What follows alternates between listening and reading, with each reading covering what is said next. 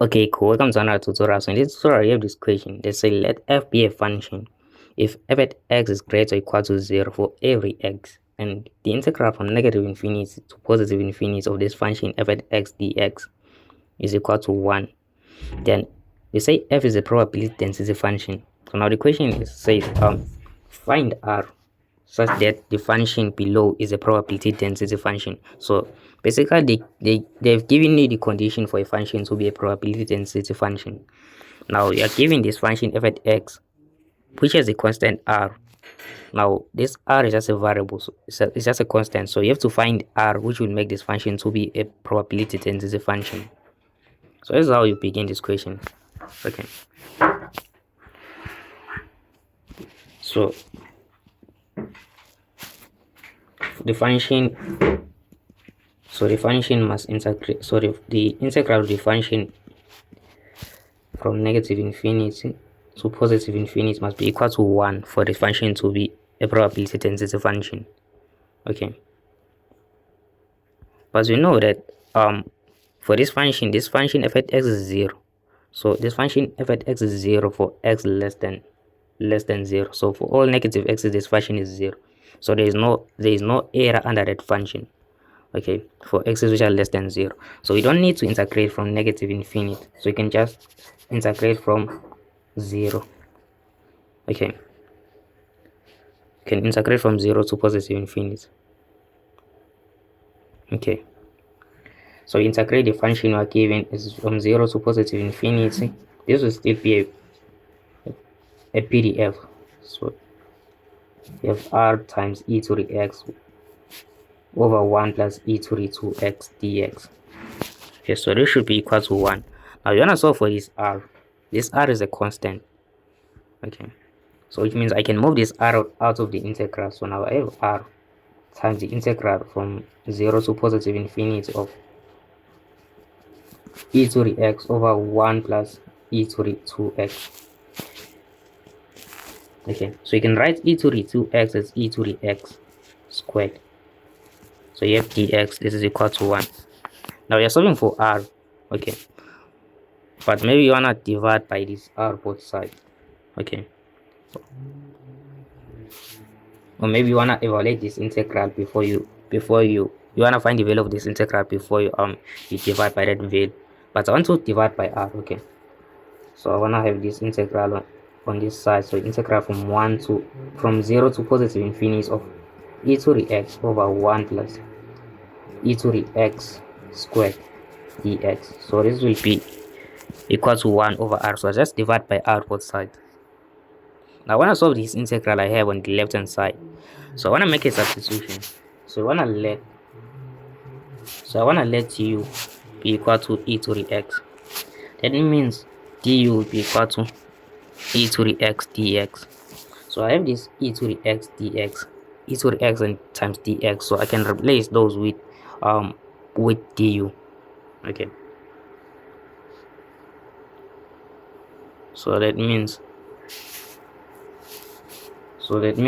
my integral will now be from okay, so replace e to the x dx with du.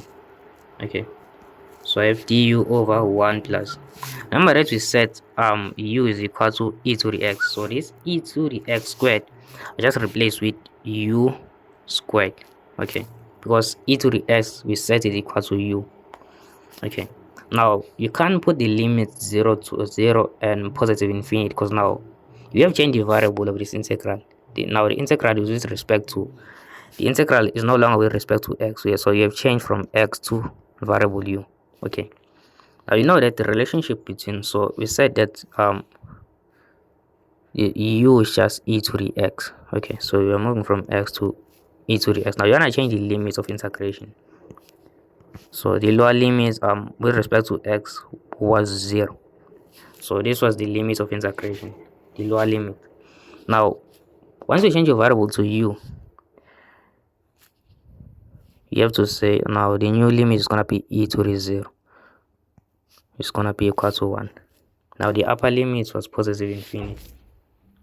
Now I'm changing the variable to u, so the upper limit when the integral was in terms of x, this was just infinite, but when the variable is in terms of u, it's gonna be e to infinite. So you just raise this limit.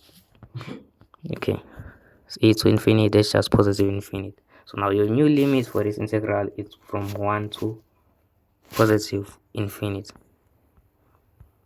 and this integral is equal to 1 over r. So you're integrating from 1 to positive infinity, integrating the integral 1 over 1 plus u squared du. Okay, it's just equal to 1 over r. Okay, now you can realize that the integral of 1 over 1 plus u squared, this is just the arctangent. Okay, so it's gonna be arctan u. Then evaluate this arctan from 1 to positive infinity, so this will be equal to 1 over r. Okay, so now if this upper limit was any value other than infinite, so you just plug in your limit to this function arctan u. But now you can't say arctan infinite, so you can't say arctan infinite. Okay, so you can't put arctan inside this function.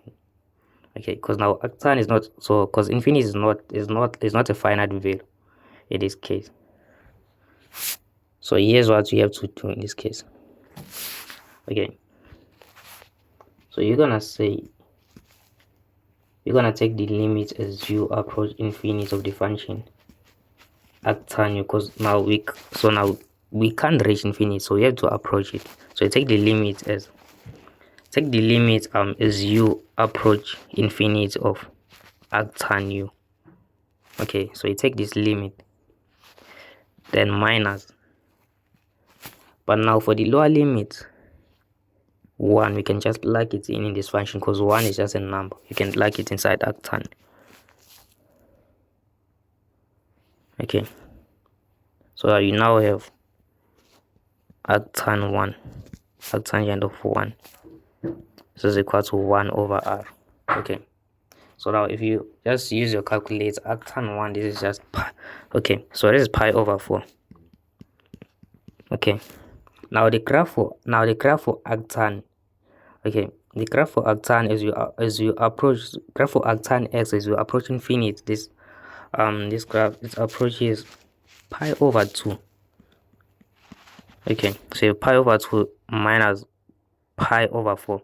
So this limit as you approach infinite of arctan u is just pi over 2 minus pi over 4 is equal to 1 over r. Then you say pi over 2 minus pi over 4, this is just pi over 4, which is equal to 1 over r. Now you are solving for r, so your r is 4 over pi. So please like, comment and subscribe. So it means this constant r must be 4 over pi for this function to be a valid probability density function. So please like, comment and subscribe. Watch more videos of this channel.